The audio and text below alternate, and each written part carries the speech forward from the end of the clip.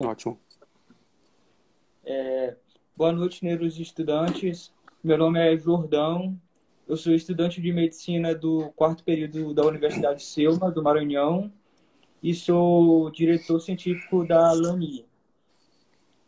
Hoje nós teremos a presença aqui do Dr. Éden Moura. Ele é médico, formado pela Universidade Federal do Maranhão no ano de 2009, neurocirurgião pelo estado de Belo Horizonte, de Minas, BH, membro titular da Sociedade Brasileira de Neurocirurgia, docente da Universidade do Maranhão, a Federal. Ele é docente do curso de Medicina da Universidade Federal do Maranhão, diretor clínico da iNeuro de Imperatriz e coordenador de serviço de neurocirurgia de Imperatriz, do Maranhão. Eu queria agradecer em nome da LANI por o senhor ter aceitado o convite, né, para ter por essa conversa, que tem o tema da residência médica, atuação na residência e no mercado de trabalho. Em primeiro lugar, eu queria perguntar para o senhor por que o senhor escolheu a residência de neurocirurgia, né? E se foi uma ideia que o senhor já tinha desde o início, quando entrou ao curso de medicina. Boa noite, Jordão. Assim, em primeiro lugar, agradecer aí o convite, né, que você me fez em nome da LANI, né? Parabenizar o trabalho da LANI, dei uma olhada no Instagram, que é o canal que vocês acredito que publicam mais. Achei muito bacana o trabalho de vocês. E vocês conseguem Obrigado. reunir um conteúdo que eu gosto muito de separar quando a gente fala de estudo, de academicismo, né? Em básico, intermediário e avançado. Vocês conseguem transitar em todos esses assuntos com muita qualidade. Parabéns, gostei muito do trabalho de vocês, tá? Obrigado. Obrigado pelo convite também. Eu acredito até que não é o mais comum, mas eu entrei já na faculdade já pensando em neurocirurgia. Eu sempre quis neurocirurgia. Eu ainda tinha um pezinho quando entrei na faculdade entre neurocirurgia e cirurgia cardíaca, né? Mas esse pezinho durou 2 meses só, porque eu comecei a acompanhar desde o primeiro período neurocirurgia, e inclusive cirurgia cardíaca também, desde o primeiro período eu tive o contato e já sabia que o meu lado era o que eu Sim. sempre quis, que era a neurocirurgia. Mas é uma amostra viciada, eu acredito que não é a maioria. Algumas pessoas até entram pensando já numa área, mas não é a grande maioria, não. Certo. Beleza, entendi. Eu queria perguntar quais são as principais características que um neurocirurgião precisa ter, né? Uhum. Principalmente no tocante que ele tem que sempre lidar com um doente que tem neurodegenerativo, né? Então, quais são as principais características que um neurocirurgião deve ter? Essa pergunta é muito ampla e acho, inclusive, que a resposta serve não só para o neurocirurgião, a resposta geral, que, na verdade, não tem um perfil único de neurocirurgião, assim como não tem um perfil único de médico. Você tem médicos de diversas características, né? Que, obviamente, que isso é bom, as pessoas são diferentes. E os neurocirurgiões também. A neurocirurgia, ela é muito vasta, tanto que ela tem várias subespecialidades, subespecialidade de vascular, de coluna, de tumor, de pediatria. Então, até nisso, consegue-se ter nichos diferentes de neurocirurgiões. Mas uma coisa em comum que o neurocirurgião tem que ter é saber lidar com a frustração do resultado ruim. Por quê? Porque na nossa especialidade, o resultado ele não depende diretamente da sua qualidade técnica, do seu sucesso ao final de uma cirurgia. Ele é multifatorial, ele depende da condição, obviamente, do paciente, depende de uma UTI, depende do grau da morbidade, da patologia e do dia a dia, né? Já tem casos que evoluem ruim, apesar de tudo isso estar redondinho e tudo certo. Então, isso às vezes eu já vi acontecer muito, inclusive na residência, isso frustra muito o residente que está fazendo neurocirurgia e o profissional também, que quando não está preparado para lidar com isso, com o dia a dia do resultado ruim, da frustração. Então, a primeira coisa que eu acredito que tem que ter realmente é essa resiliência, essa paciência, essa compreensão. E a segunda coisa, que já é muito pessoal, tem neurocirurgiões, como eu falei, de todo tipo, é saber qual tipo de neurocirurgião que se você quer ser. Eu tenho vários colegas neurocirurgiões que eles não têm interesse em cirurgias eletivas, eles vivem de consultório e plantões de urgência. É um perfil de cirurgia diferente, tá? É uma cirurgia mais rápida, a velocidade, a destreza é mais importante, na verdade, do que a paciência. Já a cirurgia eletiva é uma cirurgia de paciência, de calma. Demora quanto Então, tempo, mais ou menos, as cirurgias eletivas? volta para aquela ideia do nicho, né? Depende de coluna, depende de tumor vascular, mas são cirurgias mais longas quando comparadas ao padrão geral de cirurgia. Eu acredito que neurocirurgia, cirurgia cardíaca, cirurgias de transplante são cirurgias mais longas, né? Mas nossas cirurgias eletivas, por exemplo, o aneurisma cerebral, hoje a gente consegue, nas cirurgias, ter um processo muito rápido. Eu já acompanhava o serviço em São Luís, que, na minha opinião, são os melhores neurocirurgiões vasculares do Brasil, estão em São Luís. As cirurgias eram muito rápidas. Era de 1h30, 2 horas de cirurgia para operar o aneurisma cerebral. Então, eu já fui dessa escola. Eu cresci nessa escola em São Luís com neurocirurgiões muito acima da média. Então, eu me cobro nesse sentido. Mas o tempo não é para ser um problema se você decide fazer cirurgia eletiva. Você tem que entender que a cirurgia tem hora para começar, mas não tem hora para terminar, né? Então, do mesmo jeito que um aneurisma dura 2 horas, um tumor pode durar 8. Então, é muito relativo. Entendi. Doutor Éder, e quais são as principais dificuldades que o senhor enfrentou durante a residência médica, né? A residência de neurocirurgia? Tá. Assim, também não é exclusivo da residência de neurocirurgia, mas eu até tenho uma aula no meu Instagram que eu falo exclusivamente disso, sobre residência médica. Eu tenho 3 passos que eu sugiro qualquer um que quer fazer qualquer residência, inclusive neurocirurgia, que deveria seguir. O primeiro passo é, se você pensa naquela especialidade, por exemplo, neurocirurgia, poderia ser qualquer outra, acompanhe essa especialidade antes, acompanhe o dia a dia dessa especialidade antes, é muito importante. Segundo, se você pensa em fazer aquilo, avalie a sua expectativa daquela especialidade para os seus planos. Por exemplo, se você quer neurocirurgia, vai fazer neurocirurgia e voltar para uma cidade depois de 30 mil habitantes, você vai ficar frustrado, você não vai ser neurocirurgião. Né? Então você tem que avaliar a sua expectativa. E por último, se você faz provas, visite o serviço antes de entrar naquele serviço que você passou. Visite, porque uma das dificuldades muito grandes dentro do serviço é o relacionamento. Você vai passar 5 anos convivendo com pessoas que serão sua família. Só que pode ser uma família agradável ou pode ser um ambiente extremamente desagradável. E eu já vi isso acontecer em diversos locais. Enquanto residente, eu recebi residentes de outros serviços. Eu recebi um residente de servidores de São Paulo, do IANSP, que ele tinha um relacionamento ruim no IANSP e pediu transferência para outro serviço. Então, isso acaba interferindo bastante. Então, eu sugiro visitar o serviço. Uma coisa que atrapalha muito é relacionamento. No caso de neurocirurgia, o que eu acho importante também você precisa operar. Então, tem serviços que você vai operar mais, tem serviços que você vai operar menos. Então, você tem que visitar o serviço para conhecer isso também. E a vida de residente não é fácil. A carga horária que a gente trabalha é uma coisa descomunal. Sendo cirurgião, então, não é só neurocirurgia também, sendo cirurgião é extremamente difícil.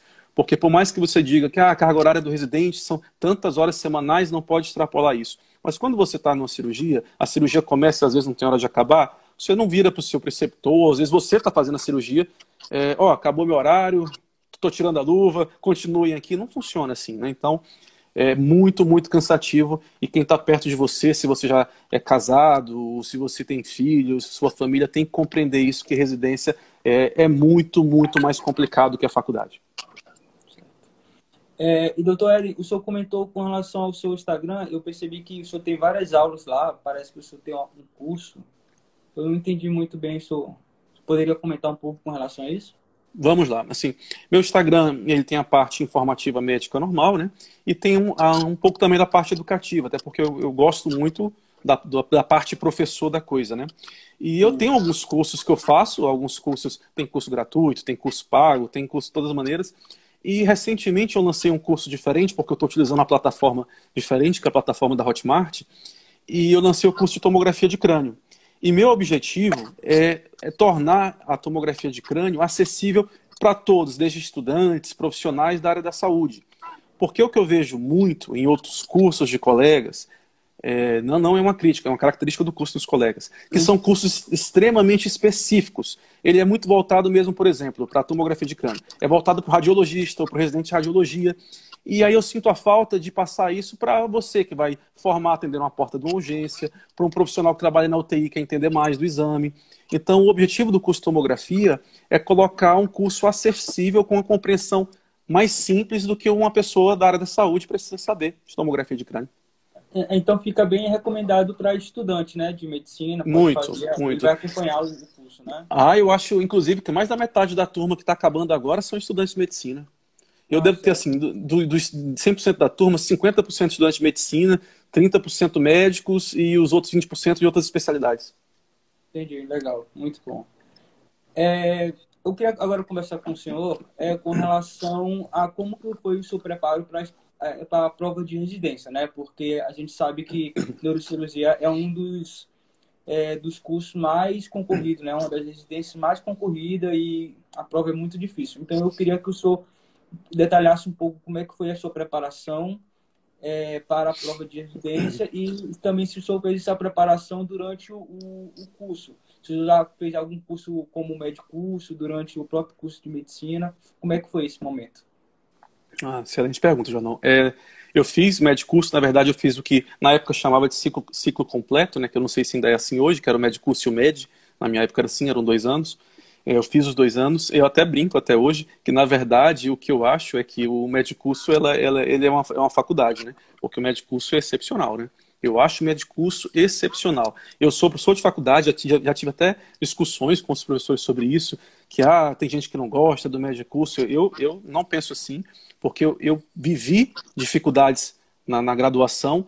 Eu sei que muitos estudantes vivem dificuldades na graduação de ter disciplinas que não são tão boas, disciplinas que às vezes nem veem durante a faculdade e passa despercebido. E não só na sua formação médica é importante, como isso também cai na prova de residência. Então fica uma lacuna muito grande e alguém tem que preencher.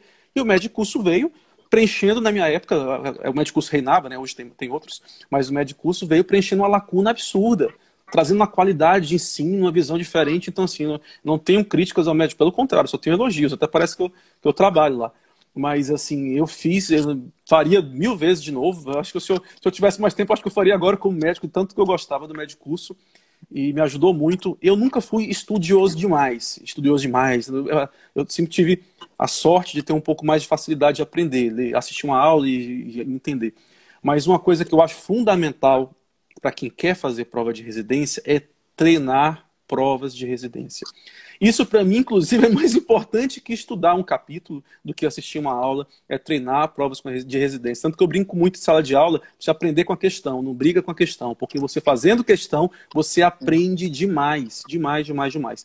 E outra dica que eu acho fundamental é não só fazer muita prova, é se você quer fazer prova em tal lugar, por exemplo, você quer fazer prova no IANSP, você quer fazer Sul e São Paulo, treina as provas daquele lugar. Porque as questões não param de se repetir, as questões se repetem demais. Você nunca leu aquele capítulo, nem sabe aquele assunto, mas vai acertar as questões. Então, divide o mundo. Uma coisa é responder prova, outra coisa é trabalhar como médico, né? São coisas diferentes. Isso. Então, na minha opinião, residência, para passar uma prova de residência, tem que treinar muito. Lógico que tem que estudar muito, mas treinar muita prova e focar nas provas do lugar que você quer fazer. Entendi. Outra pergunta, doutor Éder, foi porque o senhor é do estado do Maranhão, né, e fez residência em Minas, né, como a gente comentou no início da nossa conversa. Como foi essa mudança de cidade? O senhor sentiu muita dificuldade em ter que se mudar para outra cidade? Ou foi tudo muito tranquilo, ou aconteceu muito natural? Foi tudo muito rápido. Eu formei num fim de semana, já estava com minha esposa casando no outro fim de semana, e no outro fim de semana estava em Belo Horizonte, não tinha onde morar, nem conhecia o serviço ainda, estava indo visitar o serviço, então foi tudo muito rápido. Mas quando eu visitei o serviço e gostei, já não tinha mais dúvida, até porque eu sou extremamente decidido. Quando eu decido que uma coisa vai dar certo, eu vou fazer dar certo. Então, não foi fácil. O começo, a adaptação foi bem difícil, a transição foi bem difícil. Tanto que meus amigos mais próximos, meus pais se preocuparam muito com isso.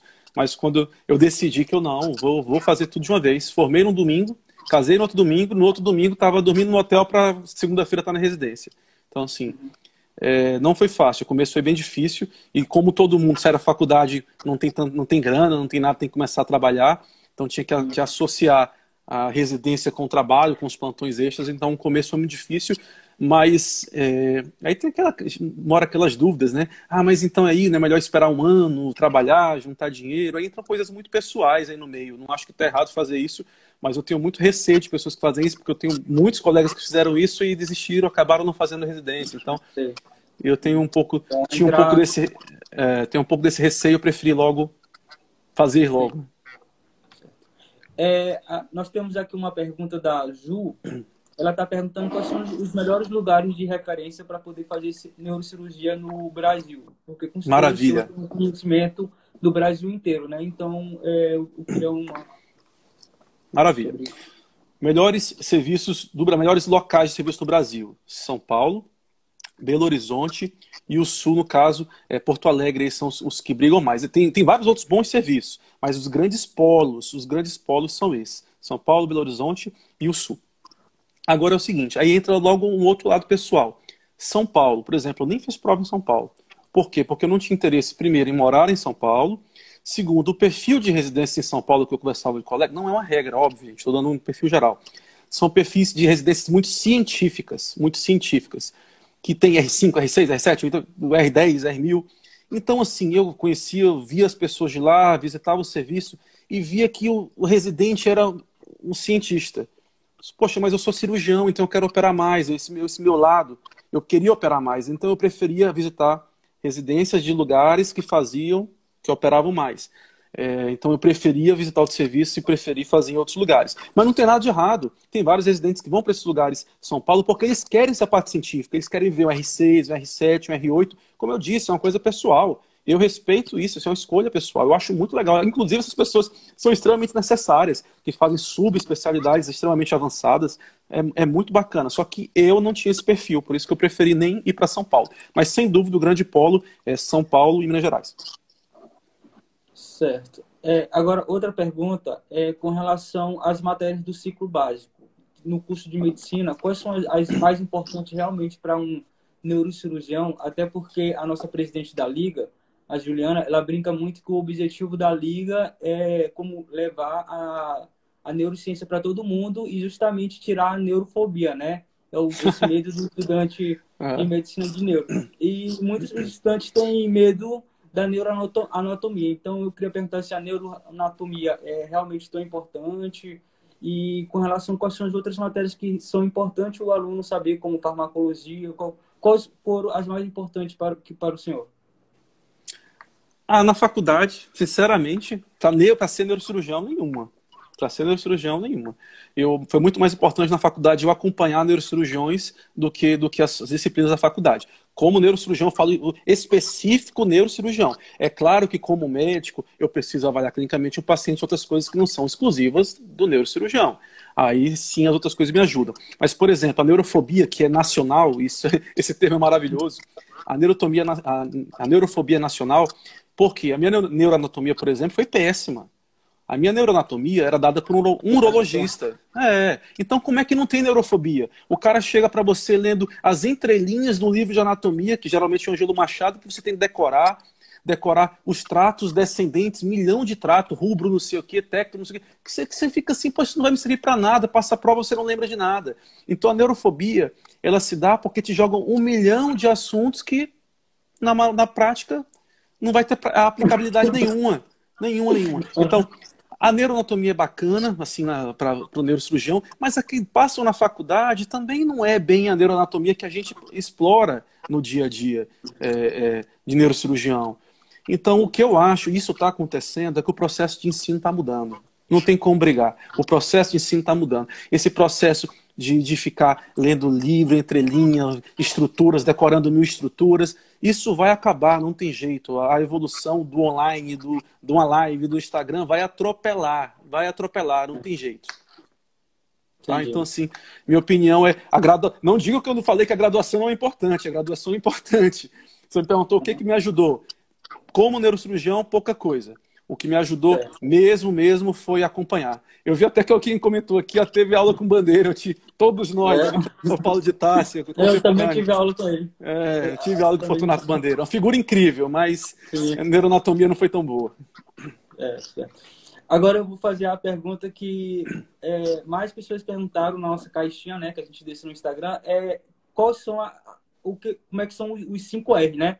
O que o senhor estudou no primeiro R, no segundo R, no terceiro? Essa é a pergunta que mais tem. Principal, né? Principal. É engraçado, né? Porque recentemente eu vi um filme no Netflix, que acho que até lançou recente, talvez alguns aqui tenham assistido, se eu não me engano, é O Poço, uma coisa que é uma prisão, que tem vários andares, a prisão. Eu assisti esse filme, eu só lembrava da residência. Porque, lógico, o filme ele trabalha um pouco sobre classes sociais, classe alta, classe baixa, quem está em cima não se importa com quem está embaixo, mas é exatamente a mesma coisa a residência. A residência acontece o seguinte, isso é uma regra geral. O residente de baixo, ele sofre muito com o residente de cima. Sofre muito. Aí quando ele vira o residente de cima, o que ele faz? Bate no residente de baixo. Isso é a ideia do filme O Poço. Quando você está embaixo, você sofre tanto que quando você sobe e você não perdoa quem tem embaixo, você bate também. Isso se perpetua, sabe? Aí que entra um pouco da relação da residência. Normalmente, na Sociedade Brasileira de Neurocirurgia, tem as etapas que cada R tem que cumprir. Tá lá escrito, é lindo. No papel, alguém já assistiu, né? É óbvio, é verdade, o filme é isso. As etapas que tem que cumprir, perfeito. No papel é lindo, só que na prática não acontece isso. Na prática a gente sabe que essa hierarquia é muito mais complicada. A residência é um lugar que a hierarquia funciona de uma maneira absurda. O R1 é escravo, nem médico ele é. O R1 é escravo.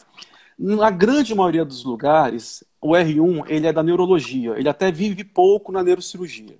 Na grande maioria dos lugares. Tem lugares que é híbrido, ele é um pouco neurologia, um pouco neurocirurgia. Vários lugares que é só neurologia. E tem alguns poucos lugares que ele vive mais na neurocirurgia. Aí depende. Mas independente disso, o R1 é escravo. Então, pouquíssimo contato com cirurgia. O contato dia a dia dele é enfermaria, olhar milhões de pacientes, olhar os pacientes da urgência, olhar a enfermaria, evoluir todo mundo, olhar ambulatório, fazer tudo, então é escravidão. O R2, quando você sobe, você saiu da neurologia e você entra nas garras da neurocirurgia sozinho. É como se você virasse o R1 só agora. Se o seu R1 foi na neurologia, você virou R1 no R2. Aí, em vários lugares, na realidade geral. Também opera muito pouco, um lugar ou outro que opera um pouquinho mais, um procedimentozinho pequeno de abrir uma pele, fazer isso um pouquinho mais. Aí a partir do R3 você consegue auxiliar um pouco mais, no R4 já vai subindo, e teoricamente o R5, que é a hierarquia que opera os tempos principais das cirurgias. Na minha residência, até porque eu acompanho desde o primeiro período da faculdade, eu acompanho neurocirurgia, eu comecei a operar com os colegas muito cedo, eu decidi na minha residência não mudar a mentalidade dos residentes, porque a gente era muito amigo, mas desde que fizesse um acordo, né, para quebrar o óbvio aí do poço, das escalas, que é o que eu vou fazer por você, você tem que fazer pelo outro. Então eu combinava que, ó, quando a gente chegar aqui, no R3, você vai fazer no microscópio isso. Coisa que não existia. Um R3 operar no microscópio era... Nossa, isso não existia. Mas eu decidi, não, vamos quebrar essa corrente. O R3 vai operar. Mas você vai ter que fazer pelo seu R3 também. Então eu tentei fazer isso e deu certo. Mas assim, talvez, não só porque eu sou extremamente coletivo com equipe, eu sou muito cooperativo em equipe, mas como eu também vim meio que pronto, entre aspas, porque já tinha muita vivência. Talvez se eu não tivesse essa vivência, eu cuspiria para baixo igual o pessoal do Poço fez lá com as escalas. Talvez fosse assim. Mas é puxado, muito puxado. Cada ano é um pouquinho melhor, mas a residência como um todo é bem cansativa, Jordão. Certo. Doutor Eden, eu queria perguntar como é que é a sua rotina como médico, né, hoje? Que horas que o senhor opera, como é que o senhor trabalha? Atualmente, como é que é a sua rotina? Perfeito. Atualmente, na fase do coronavírus, minha vida melhorou demais. Eu, sinceramente, eu acho que esse novo... Até perguntaram aqui como é que está o coronavírus com relação, né? Então, até eu queria que o senhor falasse um pouco como era antes do corona, né? A sua vida realmente normal. E também que o senhor comentasse hoje, atualmente, né? Tá.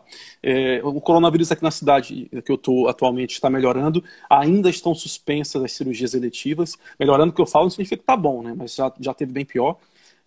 Ainda estão suspensas as cirurgias eletivas, mas acredito que no intervalo aí de 15, 20 dias retomemos assim, as cirurgias eletivas.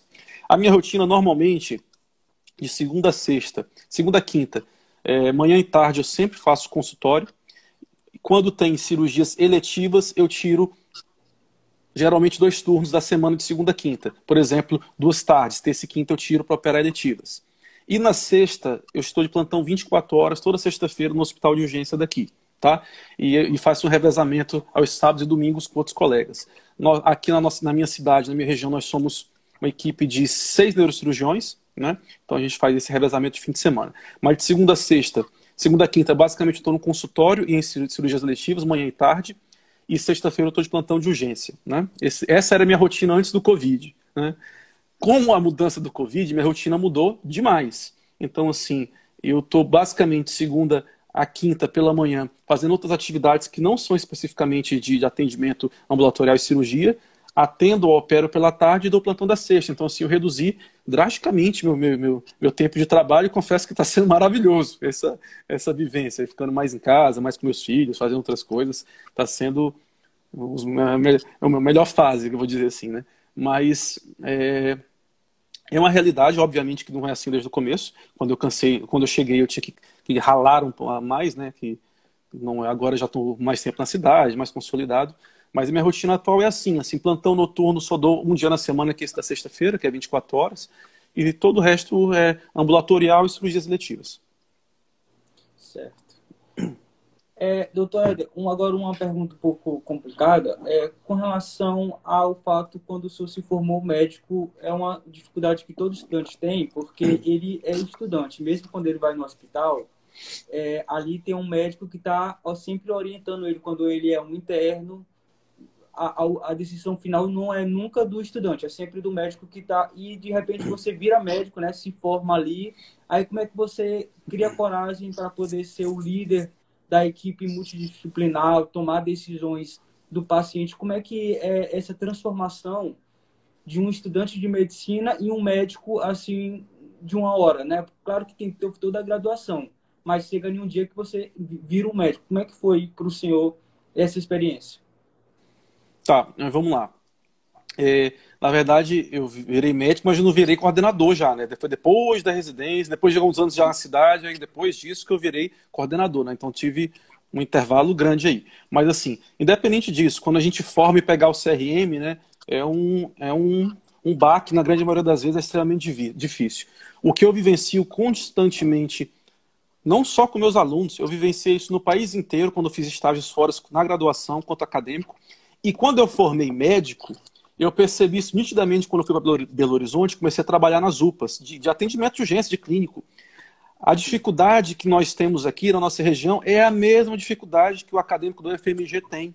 É exatamente a mesma coisa. Você sabe o que é a dificuldade? A diferença de quem acompanhou, vivenciou e quem não acompanhou. Quem não acompanhou a urgência, o dia a dia, sentou a bunda lá fora do horário da faculdade, acompanhou, viveu, prescreveu, ajudou, viu o exame, esse é inseguro. Ele vai inseguro, ele tem insegurança para entubar, ele tem insegurança para fazer uma receita, ele fica com medo, ele acaba encaminhando tudo. Isso eu vivencio diariamente. E o que me fez toda a diferença foi acompanhar, eu não só acompanhei neurocirurgião desde o primeiro período da faculdade, eu acompanhei neurocirurgia e acompanhei urgência do primeiro até o penúltimo período da faculdade, até o 11º.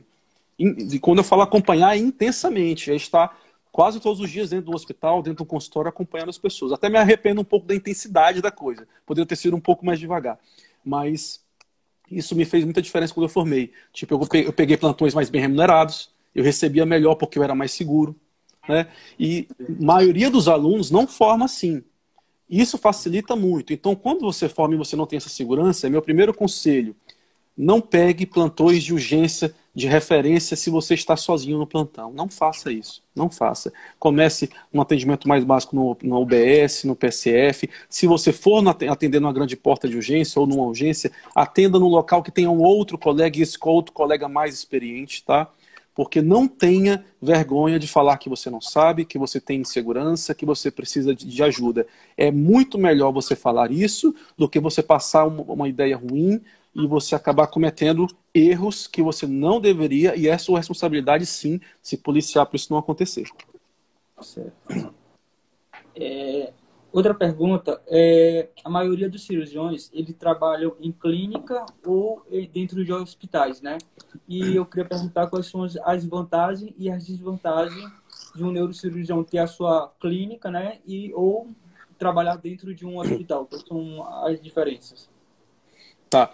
Sendo neurocirurgião, todos, para exercer neurocirurgia plenamente, todos têm que estar dentro do hospital também, né? Porque você tem que operar, só tem como operar no hospital. Aí o que tem, na verdade, é o seguinte: você tem neurocirurgiões que só trabalham no hospital, como plantonista, prestando serviço, e que preferem não fazer consultório. Isso acontece. Tem vários que preferem não fazer consultório.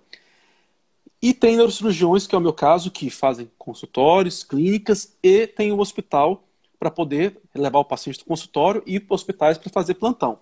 Vantagens e desvantagens. Quando você bota um consultório e o consultório é seu, primeira coisa, você tem os custos de folha, de manutenção, de estrutura.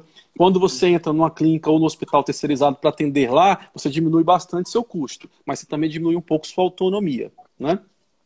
Quando você trabalha em clínicas privadas, eu falo, e público, aí tem outra realidade também. Quando você trabalha no público, você fica refém da estrutura, você fica refém do gestor, porque gestor paga, gestor não paga, está atrasado, e como é que funciona. Você depende completamente de uma coisa que você não tem controle. Quando você constrói a sua clínica, o seu atendimento, você está dependendo do que você, do seu, da sua habilidade, né, do seu plano, do seu planejamento. Então, eu acredito que para crescimento pessoal, para quem quer crescer profissionalmente, não tem jeito. Eu já ouvi isso de trocentos colegas muito bem-sucedidos em várias áreas, sentar a bunda em consultório e atender. Se você é cirurgião e chega em um lugar, e você acabou de chegar, ninguém vai te procurar, bater a porta, opa, você é o cirurgião, o que eu queria operar com você, isso não existe. Você tem que sentar, atender no consultório, atender. Se você é cirurgião, operar com sabedoria. E nas cirurgias tem que ter sabedoria demais para indicar. Então, operar, atender. Isso depende de quê? De consultório. Como é que você constrói o nome só dentro do hospital operando? Como é que você vai ser visto? Como é que você vai chegar? Operando urgência? É complicado.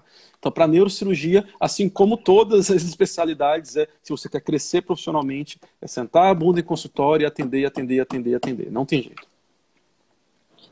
O senhor já até entrou um pouco na próxima pergunta que eu queria perguntar, era como é que é formar uma equipe médica, né? Porque o senhor tem que trabalhar com anestesista, tem toda uma equipe ali que o senhor opera. E, ao mesmo tempo, também, junto com essa pergunta, eu queria perguntar quais são as dicas para poder construir o seu nome no mercado e conseguir ganhar clientes, conseguir espaço, né, entre os outros médicos, né? Como é que é essa criação do nome no mercado que o médico tem que fazer? Tá, maravilha. A primeira pergunta foi o quê? Até desfoquei. Você entendi na segunda. Uma equipe médica. A equipe, assim, a equipe multidisciplinar, Jordão, é muito difícil. Muito difícil. A equipe que a gente está formando, que estava no hospital privado, acabou que na hora que ia funcionar o que eu queria, que era a unidade de AVC, com trombolite, com trombectomia, veio o coronavírus e deu um raspa em todo mundo e a gente ia brilhar funcionando o que eu queria para a região que não tem a unidade de AVC. Aí veio o coronavírus e deu uma destruída. Mas é muito difícil você alinhar não só interesse, mas alinhar organização, porque começa da porta da urgência, que é o clínico que atende, o cirurgião que atende, que você tem que botar protocolo, sentar, entender. Todo mundo tem que comprar a causa quando você quer botar um serviço. Você tem que ter equipe. Enfermagem, tem que ser enfermagem. Nossa, tem que ser enfermagem muito conciliada com a sua ideia. A farmácia, você tem que conversar com o chefe da farmácia, as medicações que você precisa, tudo direitinho. Então, assim, isso leva tempo, não é tão fácil. A anestesia também, você tem que conversar com a anestesia das drogas que você precisa, de bomba de difusão. A UTI, que ainda é um problema grande da nossa realidade aqui, mas está numa transição, tem que ser extremamente alinhada com a rotina. Então, o que você precisa? Paciência e de pessoas que comprem a ideia. Você sozinho como líder, você não faz absolutamente nada. Você tem que chamar as pessoas, os coordenadores das equipes e que todos comprem a ideia junto com você. É só assim que faz dar certo. Chefe da enfermagem, chefe da farmácia, chefe da fono, chefe da UTI, todo mundo tem que comprar a ideia, falar uma língua só para poder a coisa andar. Entendi. Uma pergunta que eu achei bem interessante aqui, que o Osmir Xavier, Osmir, não sei se é esse o nome dele, com relação à residência, né? A respeito da residência. Qual é a diferença da residência do MEC para a residência da SBN? Tá, a SBN é a Sociedade Brasileira de Neurocirurgia, tá? Eu acho que assim, o que ele quer, acho que ele quer saber, na verdade, também qual que você escolheria. Porque tem alguns locais que ele só tem a titulação do MEC, alguns locais que só tem a titulação da SBN. E tem lugares que tem os dois, né? Na minha opinião, se você for escolher um só, eu escolho sempre a do MEC. Eu escolho sempre a do MEC. Porque ela te dá mais margem para vários concursos, exige mais residência do MEC, para o RQE é um pouco mais fácil. A da sociedade brasileira, ela, para o nosso meio, eu vou chamar assim, ela dá um pouco mais de crédito para nós neurocirurgiões. Para a população, para os pacientes, não. Particularmente, não faz diferença nenhuma. Agora, para nós, entre nós neurocirurgiões, a gente valoriza muito quem tem a SBN ali, que é membro titular da Sociedade Brasileira. Mas se for para escolher entre os dois, eu escolheria, para você não ter dor de cabeça, o MEC. Mas é muito importante você fazer as provas da SBN. Se você puder ter os dois, é muito melhor, tá?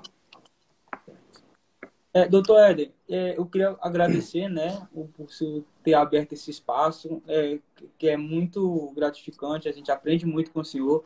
Como muitas pessoas até comentaram aqui, né, que o senhor é o melhor neurocirurgião aí de Imperatriz. Muitas pessoas comentaram que o senhor também dá uma aula muito boa. E realmente, pelo currículo, a gente vê isso. Agora, para finalizar nossa conversa, eu queria que o senhor falasse alguma dica, alguma coisa que o senhor queira abrir algum espaço que ficou faltando para o estudante que quer fazer neurocirurgia, né? Tá. Assim, não serve não só para neurocirurgia, serve para todas. Minha sugestão, primeiro, tem lá no meu Instagram, acho que no IGTV ou no feed, tem uma aula sobre isso. São 20 minutos falando sobre residência médica. São os 3 passos. Não pense em neurocirurgia sem acompanhar. Acompanhe o dia a dia do neurocirurgião. Senão você vai se frustrar muito dentro da especialidade. Não só neurocirurgia, qualquer especialidade que você for escolher.